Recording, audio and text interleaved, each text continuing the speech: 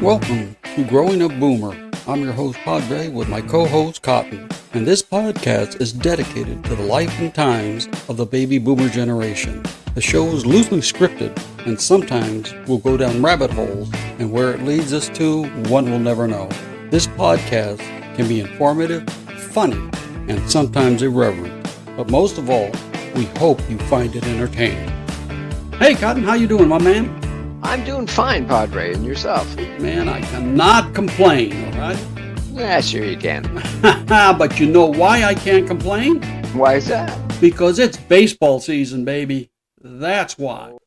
And not only that, Cotton, it is halfway through the season, the All-Star break is coming up, and the Dodgers are in first place. Yeah, baby. Oh, no. Oh, and I know for a fact that you are not a big sports guy, but you know what? When it comes to baseball, I know you're the guy that goes to baseball games, and you're always asking me where the cheerleaders are. That's right.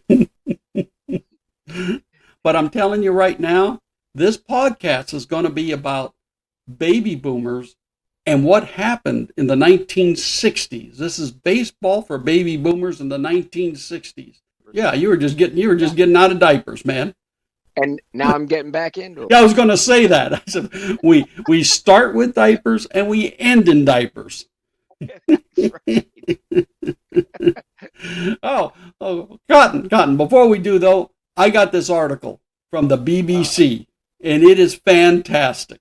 Oh yeah. Get this. No joke. UK comedian told to remove hot dog from Subway poster over junk food ban. no way. Yeah. Now, first of all, I grew up on hot dogs. That's right. My first paid job was Der Wiener. Remember, Der Fun since 61. I worked for one of the original franchise owners of Der Wiener. Really? Yep. In the Alhambra location, it's still there. Really? Oh, yeah. And they're going like a hot dog. They consider that in London junk food.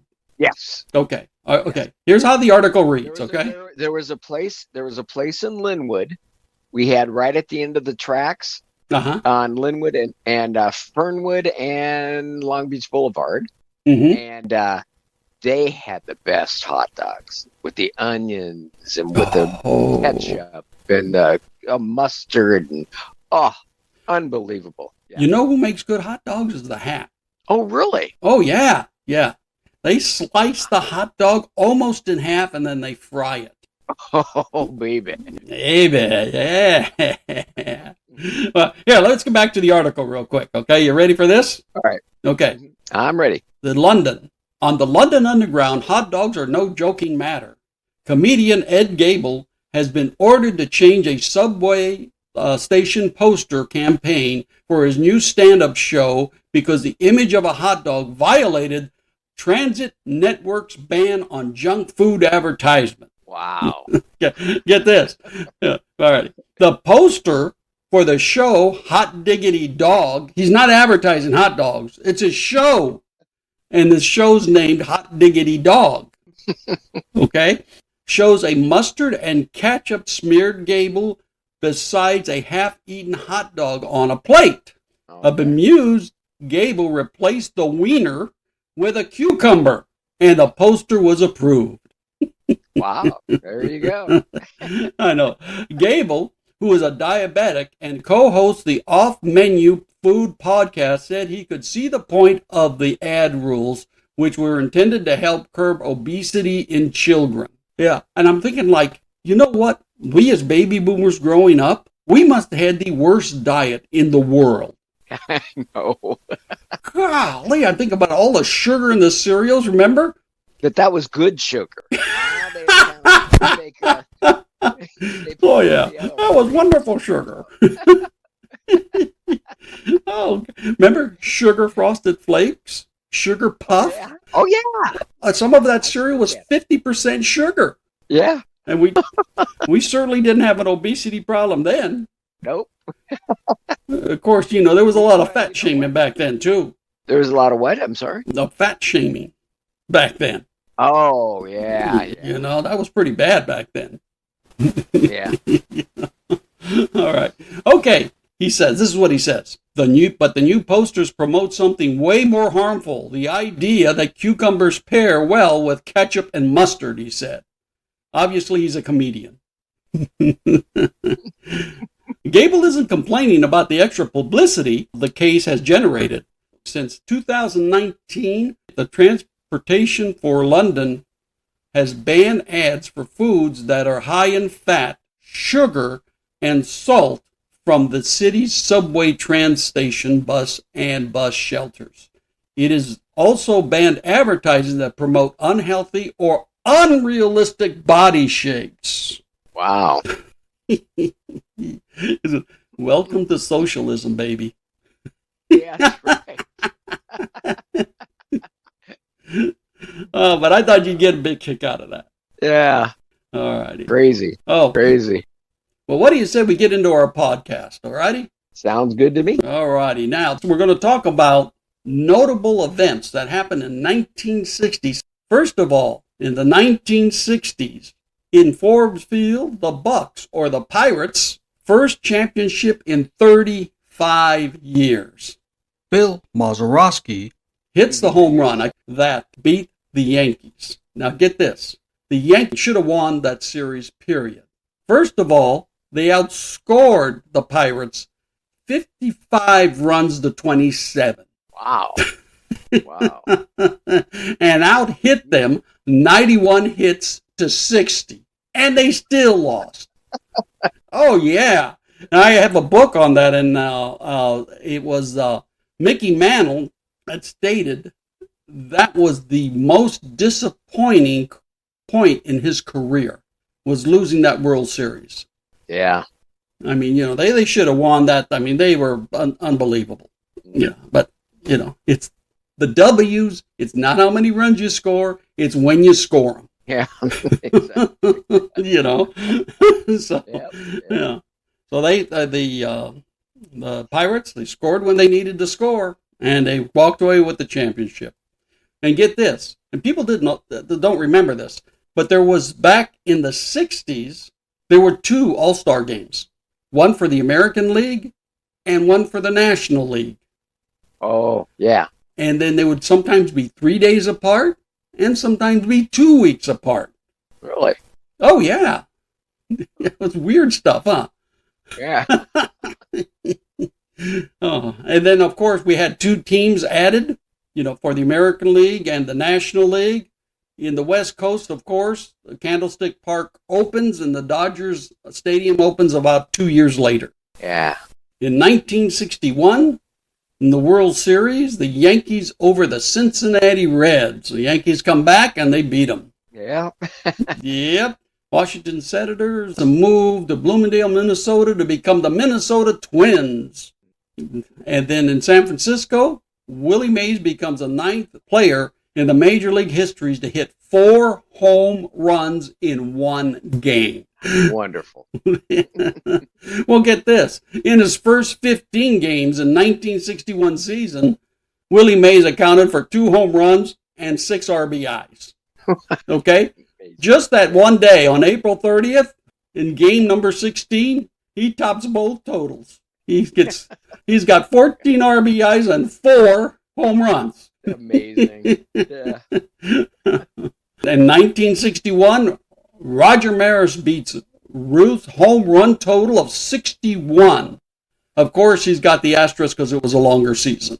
And get this, Whitey Ford sets a record in the 4th game of the World Series against the Reds, pitching an incredible 32 scoreless innings, surpassing Babe Ruth's 29 2/3 inning. It's set in 1918. Okay. When Whitey Ford was asked about the accomplishment, he says, "It was a tough year for the Babe."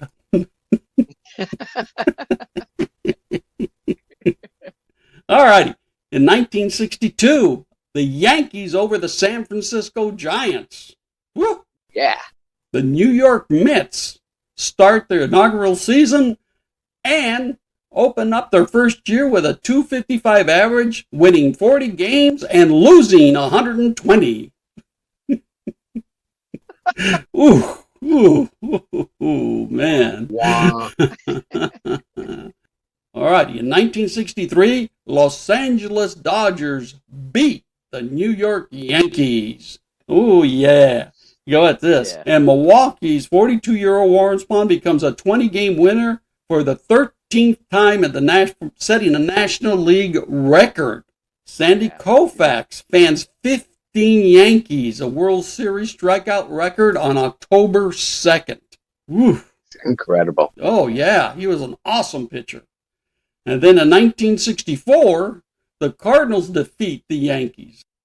Giants topped the Mets twice, and the longest ever doubleheader with 9 hours and 52 minutes. Second game is 23 innings at 7 hours and 23 minutes. Wow, that's a lot of beer. A lot of trips to the bathroom, huh? Right. Set a record with 12 pitchers and 83 strikeouts. Incredible. Oh, yeah. Jim Vernon pitches a perfect game, retires 27 Mets and 10 strikeouts. Best in the National League since 1880. Wow. Yeah, baby. I don't even remember that name. What? How old were you in 1964? Yeah, okay. Okay? Yeah. You know, I'm already way in grammar school, getting ready for middle schools, we used to call it. Yeah. Or junior, I used to call it junior high school. There you go. Yeah. In 1965, are you ready for this one? The Dodgers beat the Twins in the World Series.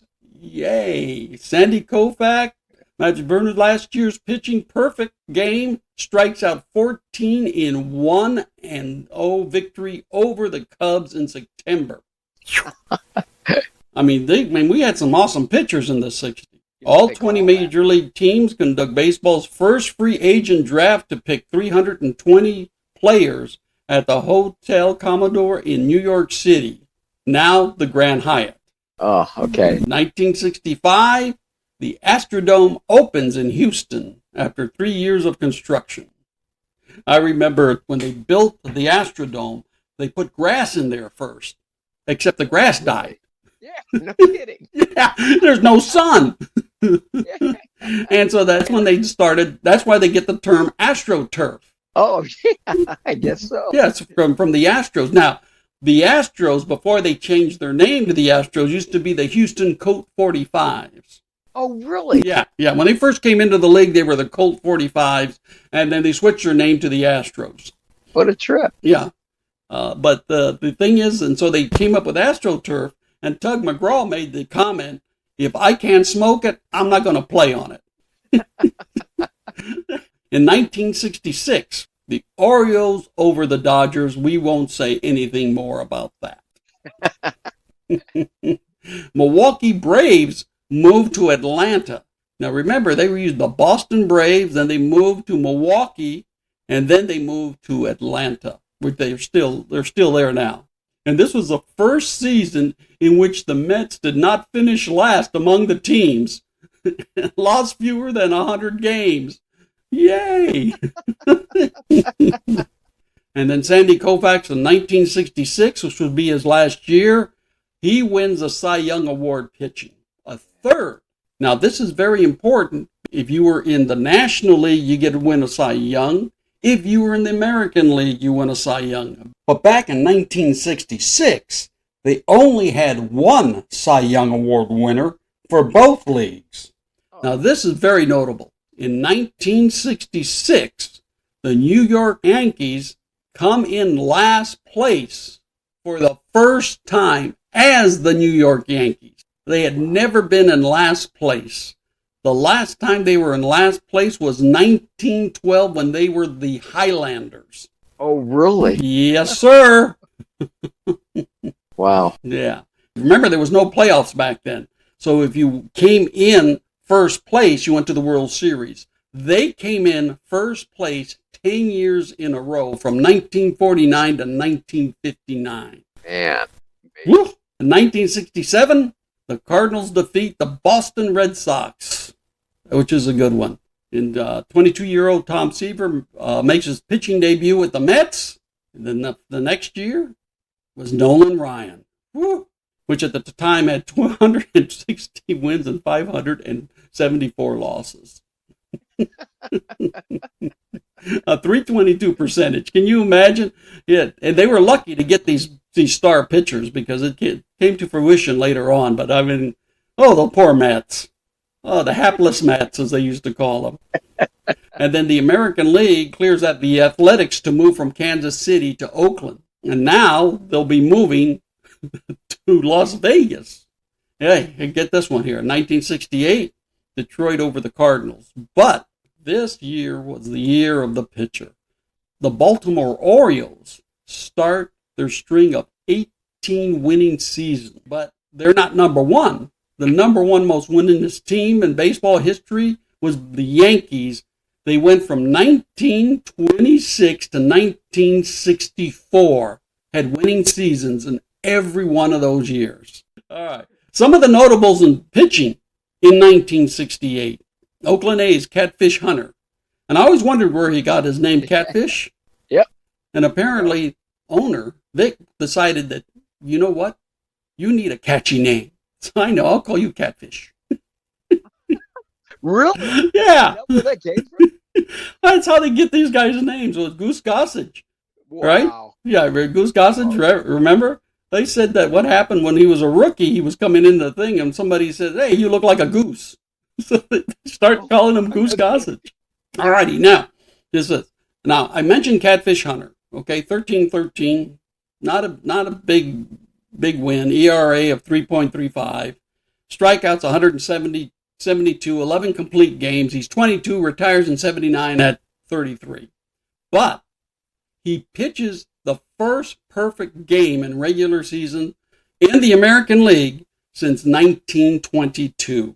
I mean, well, we are talking like, wow. I know. Back then. Being a Dodger fan, pitching to me was everything. And in 1968, the pitching was unbelievable. Then you had Bob Gibson, 22-9, an ERA of 1.12, 268 strikeouts, 28 complete games.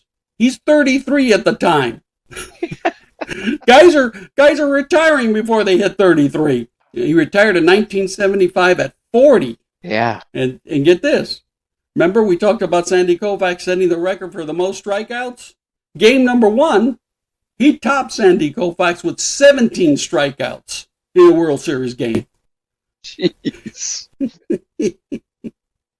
And then there's Don Drysdale. Now this man is at the end of his career. In 1968, he did a 14-12, ERA of 2.5, 12 complete games at age 32. He retires at 33 the next year. But he sets a major league record of 58 scoreless innings in a row. Jeez. That's a lot of innings. Right. And then was not broken till 1988 by Oral Hershiser, who pitched 59 scoreless innings. Jeez. Yeah, baby. Good old Oral. Yeah, you got that, man. And then there's Denny McLain, 31-6, the last pitcher to win over 30 games. ERA of 1.96, 280 strikeouts, 28 complete games. Age 24, retired in 1972 at age 28. He was a first major leaguer to do that since 1931. No one has come close since then. Wow. Of course, it's a different strategy these days, and we'll go over that a little bit. San Francisco Giants, Juan Marichal had his best season ever, 26-9 with an ERA of 2.43 with 30 complete games. I mean, he was so good they retired his number. The big kick. He was an awesome pitcher. Now get this. You heard me talk about all these guys completing these games. Last year, 2023, in both leagues, total complete games were 6. Really? Wow. 6 games. 3 in the National League, 3 in the American League. Jeez. Again, a different strategy. All right, you have Mhm. your starters, you have your middle relief, and then you have your closers. Back then, these guys pitched. That's why they were retiring before they were 30. Their arm was blown out. Really? And when you start Yeah. paying pitchers big money, you want them to last as long as possible. Yeah, no kid. You know? And then, of course, Nolan Ryan, it was rookie year, the Ryan Express. Yeah. Whew. And get this. In 1969, the Mets beat Baltimore in the World Series. The Mets, the hapless Mets. Yeah. And you know why? Because Gil Hodges was coaching them at the time. Oh, he must have been. The next Dodger, that's why. I mean, they were only founded in 1962, and they were just horrible. But man, they came through, and they were awesome. They also say that they don't know which was the bigger miracle, landing a man on the moon or the Mets winning the World Series. Yeah, really. That's pretty sad. Oh, no, but come on, man. That was awesome for them. Oh, Cotton, by the way, this was the first year in 1969 that they took the league and broke them up into two different divisions. So the National League had the East and the West, and the American League had the East and the West, which prompted playoffs. I hopefully our listeners are not too bored with my baseball of the 1960s, but baby boomers, these men were like from Mount Olympus, man. They were gods. You know, when we were growing up, baseball was it. It was nothing bigger. And Cotton, I know you're not a big baseball fan, so that's why I sent you some images of some of the greatest players to ever play the game in the 60s. What is that? Juan Marshall? Juan Marichal with the high leg kick. Oh my gosh. They have a statue of him, where the Giants play now. Yeah. Oh, he was awesome. He was the guy I told you about that beat Johnny Roseborough on the head. Remember we went over that in the last baseball one? Yeah. Oh, he was the one? Yeah, he was the one. Ron Marichal just beamed old Johnny Roseborough on the head because of Sandy Koufax wouldn't throw a beanball. Oh, really? Oh, yeah. I mean, back then. Oh, yeah. Walter Olson would call it, when Don Drysdale, he would call it, he'd hold up four fingers, which means an intentional walk, and Don Drysdale will go back to him with one. Oh, really? So he's going to hit the guy. He's not going to waste his time throwing four softballs up there. He's going to hit this guy and put him on base. There you go. Oh, yeah. That was it was a different time back then. Yeah. All right, my man. What do you say we bring this one to a close, buddy? Sound good. All right. Have a great one, okay? You too, Padre. All right. Bye-bye. Nos vemos después. We'd like to thank you for listening and leave you with this one quote from Sandy Koufax. We are all bound together, not by only a single interest, but a common goal, to win. Nothing else matters, and nothing else will do. And until next time, may God bless.